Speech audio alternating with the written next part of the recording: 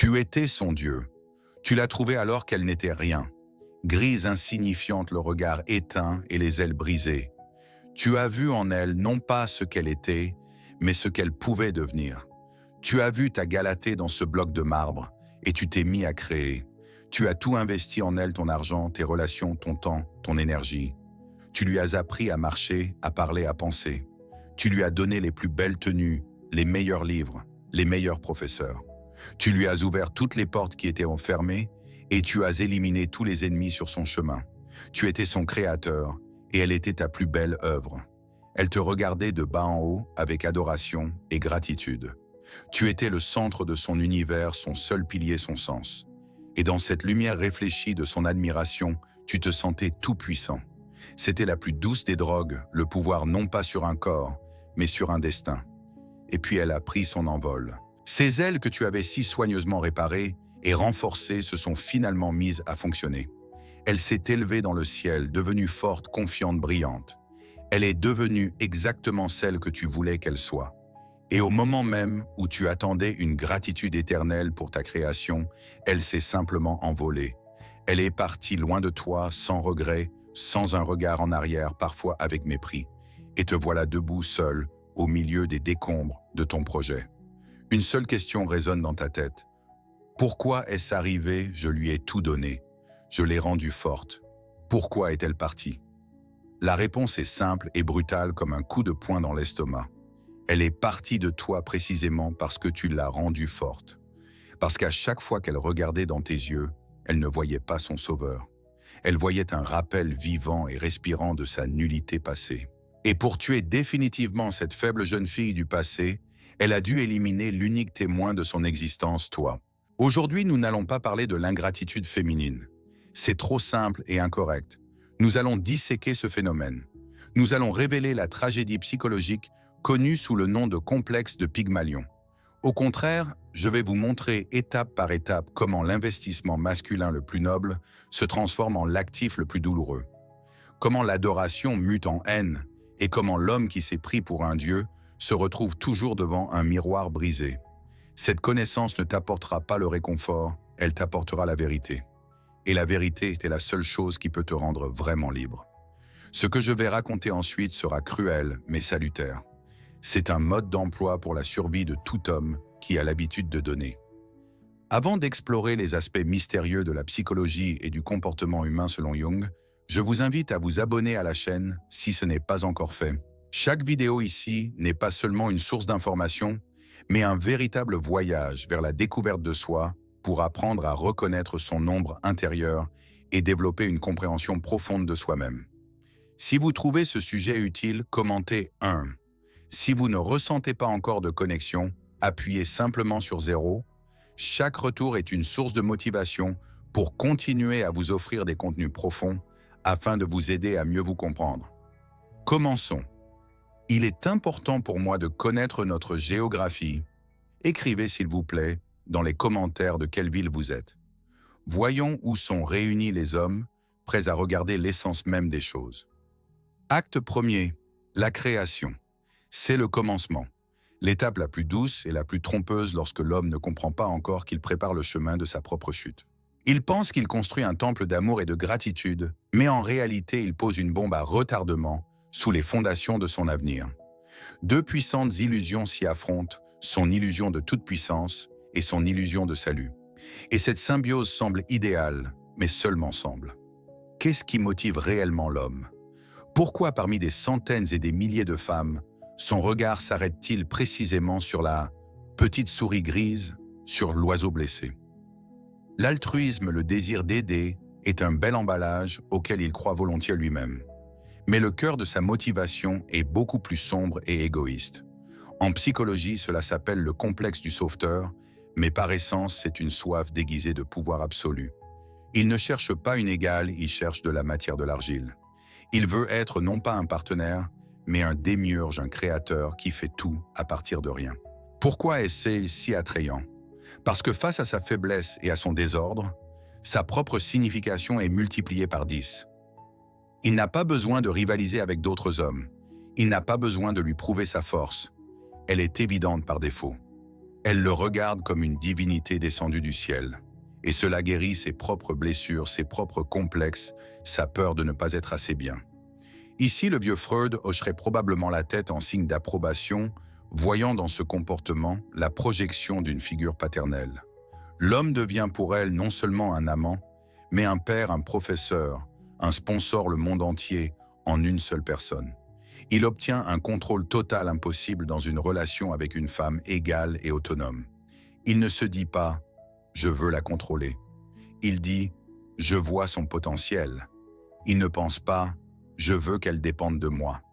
Il pense « je veux prendre soin d'elle ». C'est la plus grande auto-illusion. Il tombe amoureux non pas d'elle, mais de son rôle à ses côtés, du rôle de bienfaiteur tout-puissant. Il achète sa gratitude, son admiration, sa soumission. Il investit ses ressources non pas en elle en tant que personne, mais dans sa dépendance à son égard. Et tant que cette dépendance existe, leur union semble indestructible. Et elle alors, à ce stade, elle est absolument sincère. Sa gratitude est sans limite. Il l'a vraiment sortie du marasme d'une vie grise et sans espoir et lui a montré un autre monde. Un monde où elle peut être belle, intelligente, désirable. Il est son guide, son gourou, la seule lumière à sa fenêtre. Elle capte chacun de ses mots, absorbe ses pensées, copie ses manières. Elle se dissout complètement en lui renonçant à son ancien moi qui lui a apporté tant de douleur. C'est la lune de miel de leur relation qui peut durer des mois, voire des années. Elle le regarde avec une adoration telle que n'importe quel homme se sentirait un titan. Elle le consulte pour tout du choix d'une robe au plan de vie. Son monde se réduit à lui seul et elle est à l'aise et en sécurité dans ce monde. Carl Jung pourrait appeler cela la projection idéale de l'anima. L'homme voit en elle l'incarnation de son image féminine idéale, obéissante, reconnaissante et admirative. Et elle joue ce rôle avec joie car il lui apporte ressources et protection. À ces moments dans la chambre à coucher, il ne se passe pas seulement une intimité, mais un acte presque religieux. Elle ne se donne pas seulement à lui, elle se sacrifie à sa divinité. C'est une soumission absolue, une confiance totale, où son plaisir est secondaire par rapport à sa volonté. Pour lui, c'est la confirmation suprême de son pouvoir et de sa dévotion. Il se sent maître non seulement de son corps, mais aussi de son âme. Et c'est là qu'il commet une erreur fatale. Il confond la gratitude d'une personne dépendante avec l'amour d'une femme libre. Il ne comprend pas que le fondement qu'il construit si minutieusement, sa faiblesse et sa force, est en réalité le terrain idéal pour une future révolte et la trahison la plus cruelle. Acte de le réveil. Et le voici l'instant de vérité, déguisé en triomphe, le réveil. Cela ne se produit pas en un jour. C'est un processus lent et souterrain, semblable à un déplacement tectonique, qui accumule longtemps la tension sous terre avant d'éclater en tremblement de terre. L'homme aveuglé par son rôle de créateur ne remarque pas ce changement. Il ne voit que les succès externes de sa création et se les attribue, mais une tempête est déjà en gestation en elle. Tout commence par le premier succès, son premier vrai succès qu'elle peut considérer comme le sien. Pas celui qu'il lui a offert ou organisé, mais celui qu'elle a obtenu par elle-même. Cela peut être n'importe quoi, le premier gros salaire qu'elle a gagné sans sa protection. Le premier projet sérieux qu'elle a défendu en s'appuyant uniquement sur ses connaissances. La première admiration dans les yeux d'un homme étranger qui ne connaît pas son passé et ne voit en elle qu'une femme brillante et sûre d'elle. Ce sont ses premières ailes. À ce moment, un changement irréversible se produit dans sa psychologie. Les psychologues appellent cela la formation de l'auto-efficacité, la croyance qu'elle peut atteindre des objectifs par ses propres moyens. Jusque-là, elle considérait que tout son succès découlait de lui. Maintenant, elle goûte pour la première fois la sensation enivrante de sa propre force. Et ce goût lui plaît. Il lui plaît beaucoup plus que la saveur sucrée de la gratitude. Elle commence à comprendre qu'elle peut voler seule sans son aide. Et celui qui était auparavant ses ailes commence progressivement à se transformer en cage. Elle rentre à la maison après son triomphe et leur dialogue se construit pour la première fois différemment. Au lieu du rapport habituel d'une élève à son professeur, « Merci, tu avais raison, j'ai réussi grâce à toi », elle raconte les yeux brillants comment elle a pris la décision elle-même, comment elle a risqué, comment elle a gagné. Et ici, l'homme commet la deuxième erreur fatale. Il peut réagir de deux manières et les deux sont voués à l'échec. La première condescendante et protectrice. « Bien joué. J'ai toujours cru en toi. Tu es une bonne élève. Par cette phrase, il dévalorise instantanément son autonomie et la renvoie à son rôle de subordonné. La deuxième manière, la jalousie cachée. Il sent qu'il perd le contrôle, que son monde a cessé de tourner uniquement autour de lui et commence inconsciemment à saboter son succès. Es-tu sûr que c'est fiable? Ne prends-tu pas trop de risques? Dans les deux cas, elle reçoit le même signal. Il n'est pas prêt à la voir comme son égale. Il veut qu'elle reste à jamais sa belle mais docile création. Et c'est là que se déclenche le processus le plus terrible de cet acte, la transformation de la gratitude en poison. Imaginez que vous deviez une somme énorme à quelqu'un. Chaque jour, vous voyez cette personne et elle ne vous dit rien. Elle sourit simplement. Mais vous savez que vous lui devez et cette dette vous écrase. Tout votre succès, tout achat coûteux, toute joie est empoisonnée par la pensée « je suis toujours endetté ». D'abord, vous ressentez de la gratitude, puis de la lourdeur, puis de l'irritation, et à la fin une haine silencieuse.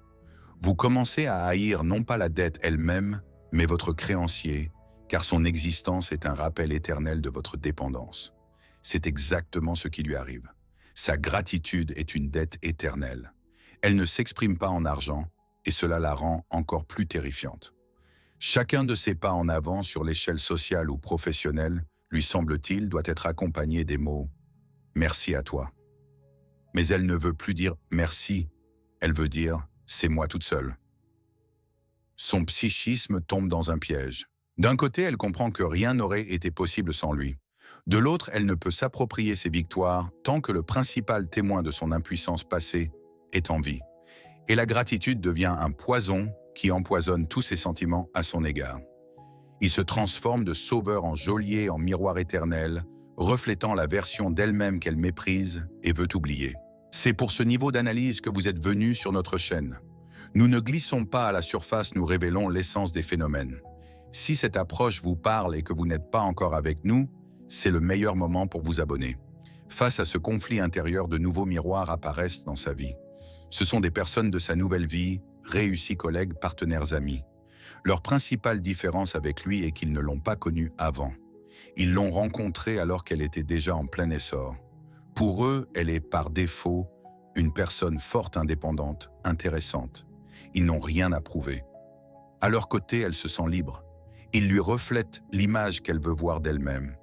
Elle se rend à une réunion d'affaires et un nouveau partenaire la regarde comme une égale. Elle flirte à une fête et un homme voit en elle une femme désirable, pas une jeune fille sauvée. Ces nouveaux miroirs lui donnent la confirmation de sa nouvelle identité. Et puis elle rentre à la maison vers lui, son vieux miroir. Et que reflète-t-il? Il reflète toute son histoire. Dans son regard même le plus aimant, elle lit « Je me souviens de ce que tu étais. Je me souviens de toi, effrayée, faible, incertaine. Tout ce que tu as, c'est grâce à moi. » Il n'a peut-être même pas cette pensée, mais elle le sent, car on ne peut pas effacer le passé. Il est le porteur de ce passé. Et le contraste entre ce qu'elle ressent avec les nouvelles personnes et ce qu'elle ressent avec lui devient insupportable. À leur côté, elle est une reine, à ses côtés, une éternelle débitrice, une ancienne Cendrillon, à qui le bon magicien a prêté un carrosse et une robe. Mais le bal se termine et elle ne veut désespérément pas remettre ses vieux haillons. Et bien sûr, cette révolte intérieure trouve son reflet le plus éclatant dans la chambre à coucher. La vie intime est le baromètre le plus précis des relations, surtout celles qui sont construites sur le pouvoir et la soumission. Si auparavant, l'intimité était un acte de son adoration et de sa domination, maintenant tout change. La personnalité éveillée ne veut plus se soumettre, elle commence à manifester de la froideur. C'est sa première et la plus simple façon de montrer son indépendance. Son corps, qui était autrefois sa propriété exclusive, devient maintenant son territoire, où une autorisation d'accès est nécessaire. Elle peut refuser l'intimité sous n'importe quel prétexte, créant une distance et montrant qu'il n'a plus de pouvoir absolu sur elle. Ou ce qui est encore plus douloureux pour un homme, elle peut commencer à rivaliser. Elle prend l'initiative, mais non pas pour lui faire plaisir, mais pour dominer elle-même. Elle essaie de prouver qu'elle est désormais au-dessus, non seulement au sens figuré, mais aussi au sens propre. L'intimité se transforme d'un acte de fusion en un duel, en une lutte pour le pouvoir. Disparaît cette énergie féminine de soumission qui l'enivrait tant au début. Il essaie de retrouver la jeune fille soumise et adoratrice, Mais il se heurte à une rivale froide et calculatrice. Son attirance construite sur sa faiblesse meurt, et son attirance à elle construite sur sa force et son statut de Dieu est morte encore plus tôt, au moment où elle a compris qu'elle pouvait être une déesse elle-même. Acte troisième. La révolte. La tension accumulée dans le deuxième acte éclate inévitablement. La révolte n'est plus une lutte cachée, mais une guerre ouverte. Et le but de cette guerre éteint le renversement total de l'ancien Dieu de son piédestal et la justification de sa propre trahison. Le psychisme de la femme, pour éviter le sentiment accablant de culpabilité, déclenche de puissants mécanismes de défense. Elle doit prouver non pas tant à lui qu'à elle-même que son départ n'est pas une trahison, mais une libération. Et pour cela, elle doit réécrire complètement leur histoire commune. Commence l'étape de la dévalorisation du créateur. C'est une destruction méthodique et souvent inconsciente de son image. Tout ce qu'elle admirait auparavant est maintenant interprété négativement. Ses soins se transforment en contrôle total, ses conseils en suppression de sa personnalité, sa générosité en moyen de l'acheter et de la rendre dépendante. Sa force qui l'a sauvée est maintenant qualifiée de tyrannie et d'abus. Elle commence à se souvenir de faits qui n'ont jamais existé, à sortir ses paroles de leur contexte en leur donnant un sens complètement différent. Ce n'est pas tout à fait un mensonge au sens habituel. C'est la création d'une nouvelle réalité dans laquelle elle n'est pas une élève ingrate, mais une victime héroïquement échappée de captivité. Pourquoi cela se produit-il? Parce qu'admettre la vérité est insupportable pour elle. Reconnaître que quelqu'un a investi son âme en vous, vous a relevé du fond, et que vous, devenue forte, lui avez simplement essuyé les pieds. C'est se reconnaître comme un monstre. Personne ne veut être un monstre à ses propres yeux. Il est beaucoup plus facile de se convaincre qu'il était un tyran depuis le début et que vous étiez une prisonnière malheureuse, et que votre départ n'est pas une fuite mais un exploit. Ce mécanisme s'appelle la rationalisation. Elle ajuste les faits à la décision dont elle a besoin pour préserver son estime de soi. Et plus il a fait pour elle, plus elle doit le présenter comme un monstre horrible pour équilibrer la balance. Après que l'image de l'ennemi est créée et que le tribunal interne a rendu son verdict, elle commence la recherche de l'égal. Il y a un autre paradoxe cruel ici. Elle ne part pas pour celui qui est objectivement meilleur que son créateur, plus riche, plus intelligent ou plus fort. Souvent, son nouveau compagnon lui est inférieur à tous égards. Mais il a un avantage majeur et indiscutable, il l'a connue déjà forte. Il n'a pas vu son passé, il n'est pas témoin de son humiliation. À ses côtés, elle n'a pas besoin de se sentir obligée. Cet homme égal est son billet pour une nouvelle vie, une ardoise vierge. Il voit devant lui une femme réussie et confiante, et la perçoit comme acquise. Il ne sait pas ce que cela lui a coûté, ni qui a payé pour cela. Dans la relation avec lui, elle est initialement dans une position de partenaire égale, parfois même dominante. Elle n'a rien à remercier, elle n'a rien à prouver.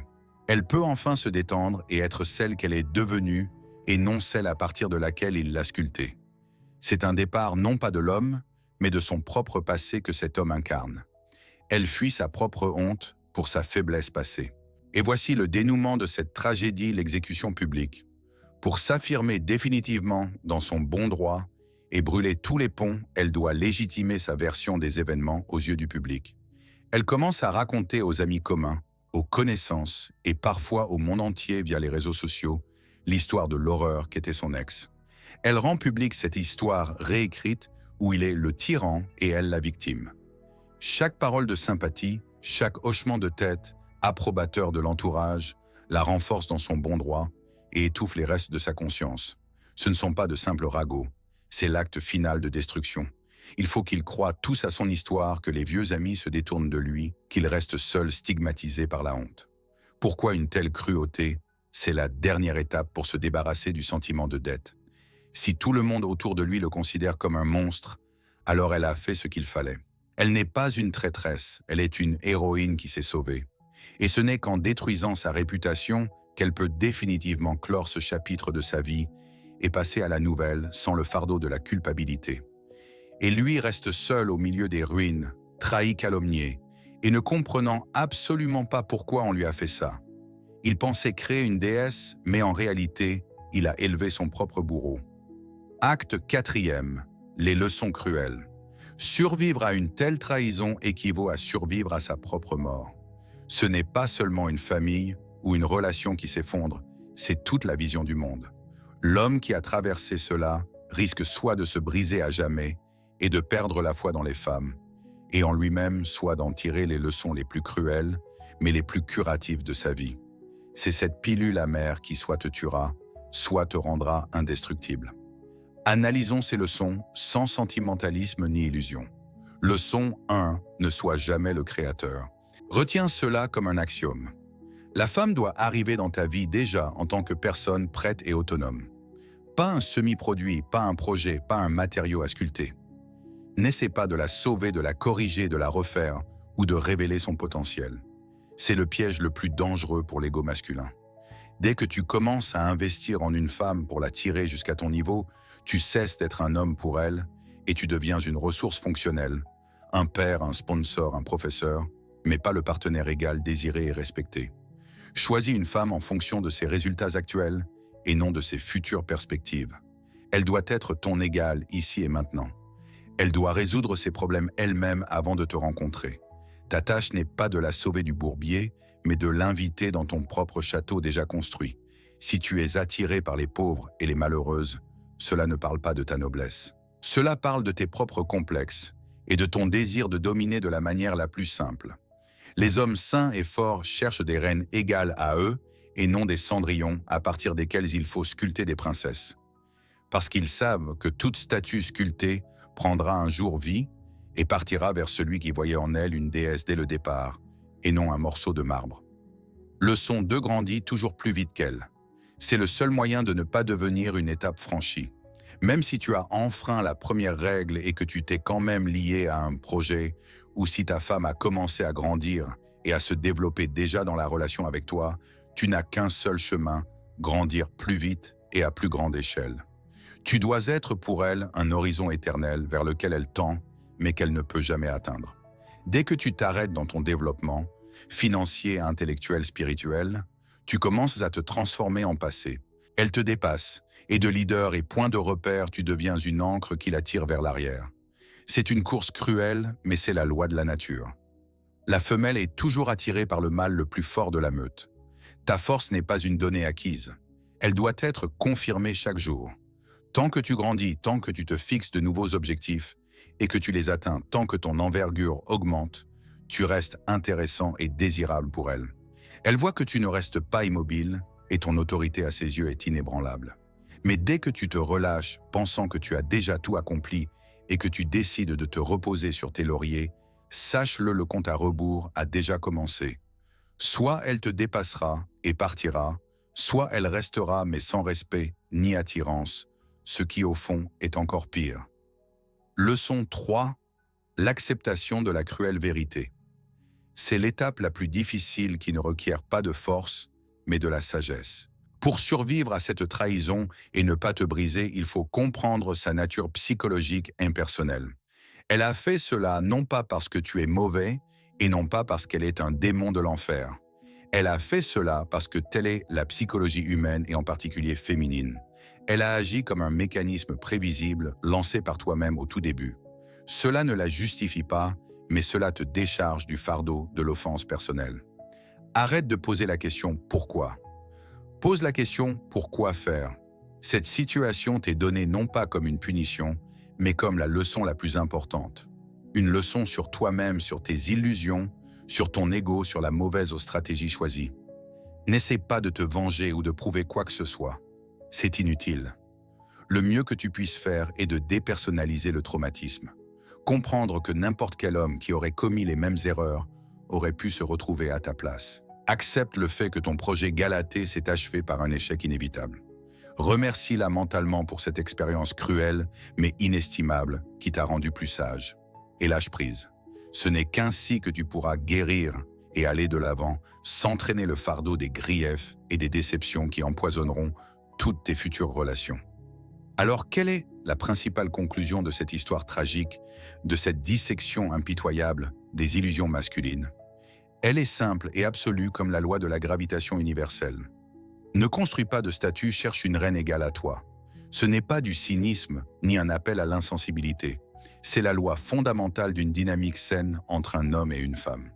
Tout le modèle de relation sauveteur-victime, créateur-création, professeur-élève n'est pas un chemin vers l'amour. C'est un chemin magnifiquement déguisé vers la destruction mutuelle qui se termine toujours, sans une seule exception, par la trahison et la terre brûlée dans l'âme de l'homme. L'élan noble de sauver et d'aider est le piège le plus doux pour l'ego masculin, un désir déguisé de pouvoir et de contrôle absolu qui finit par piquer son propre maître, tel un scorpion enragé. Il faut comprendre une chose simple, la gratitude est la ressource la plus instable et la plus limitée. C'est une dette. Et toute dette est soit remboursée, soit le créancier commence à être haï. Lorsque tu investis dans une femme la relevant du fond, tu ne construis pas une relation, tu conclus un contrat de crédit tacite. Et dès qu'elle, grâce à tes ressources, se remet sur pied et réussit, elle rembourse mentalement cette dette. Et que reste-t-il après cela? Rien. La fondation a disparu car elle n'était pas construite sur le respect mutuel d'ego, mais sur sa dépendance. Le respect est une source d'énergie renouvelable générée chaque jour entre deux personnes fortes. La gratitude est un combustible fossile qui s'épuise un jour, ne laissant derrière elle que le vide et les déchets toxiques sous forme de sa culpabilité et de ta déception. Imagine deux rois.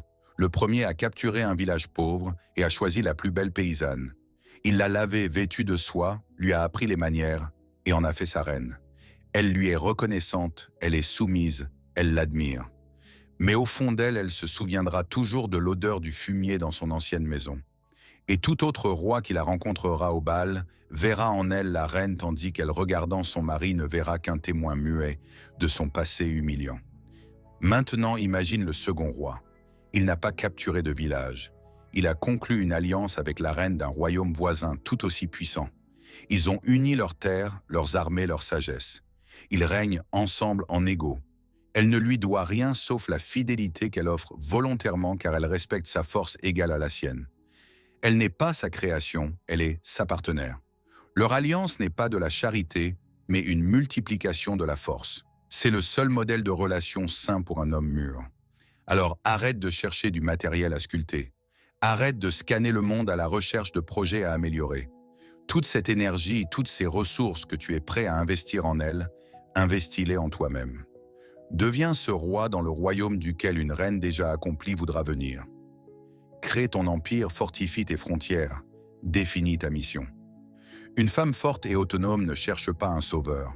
Elle cherche celui dont l'envergure est comparable à la sienne. Elle ne cherche pas celui qui la tirera du bourbier, mais celui avec qui elle pourra conquérir les sommets des montagnes ensemble. Ton rôle n'est pas de modeler la femme selon tes désirs, mais de devenir un aimant qui attirera le métal de la bonne qualité. Sois non pas le sculpteur de la vie d'autrui, mais l'architecte de ta propre vie. Et alors viendra à toi celle qui construit la sienne, et vous pourrez connecter vos plans pour ériger quelque chose de grand. Merci d'avoir regardé cette vidéo jusqu'à la fin. Comment vous sentez-vous après cette exploration d'aujourd'hui? Qu'est-ce qui vous a le plus inspiré ou marqué? N'hésitez pas à partager vos impressions dans les commentaires, afin que nous puissions connaître vos réflexions. Et si cette vidéo vous a offert une nouvelle perspective sur vous-même ou sur la psychologie humaine, n'oubliez pas de laisser un like et de vous abonner à la chaîne pour ne manquer aucune des prochaines explorations. Chaque soutien, chaque retour est une véritable source de motivation pour continuer à vous proposer des contenus profonds, fidèles à l'esprit de Carl Jung, afin de vous aider à mieux vous comprendre pas à pas. Merci et à très bientôt dans la prochaine vidéo.